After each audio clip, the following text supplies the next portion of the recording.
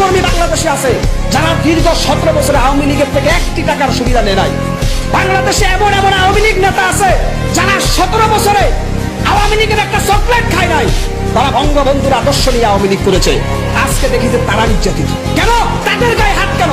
আওয়ামী লীগ করে কি অপরাধ নাকি ভাই? বাংলাদেশের গণতান্ত্রিক দেশে এখন কিছু মাথা মোটা মূর্খের দল বলতেছে যে আওয়ামী লীগ করলে ওরা শেষ করে দাও। কেন? আওয়ামী লীগ, বিএনপি, জামাত প্রত্যেকে রাজনীতি করবে, কিন্তু যারা অন্যায় করবে আমরা তাদের বিচার চাই। আপনি একজন সাধারণ আওয়ামী লীগের কর্মীর বাড়িতে হামলা করতেছেন, আপনি রাস্তা দিয়ে একজন সাধারণ আওয়ামী লীগ কর্মীকে পিটাচ্ছেন, আওয়ামী লীগের নিরীহ মজলুম কর্মীরা মাইত্যের শিকার হচ্ছে।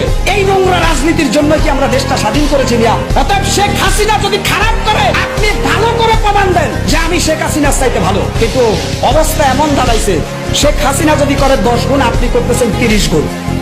তবে এখন রিক্সার ড্রাইভার, বিভিন্ন গরিব মানুষরা বলতেছেন যে আমরা আওয়ামী লীগের আমলে ভালো ছিলাম।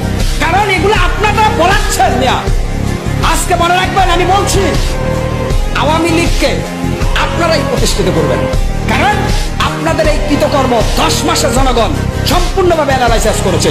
ছিনতাই, চুরি, ডাকাতি, রাজধানী লুটপাট শেখ হাসিনা পালিয়ে যাওয়ার পরে আমার মনে হয় 30 গুণ বেশি হয়েছে।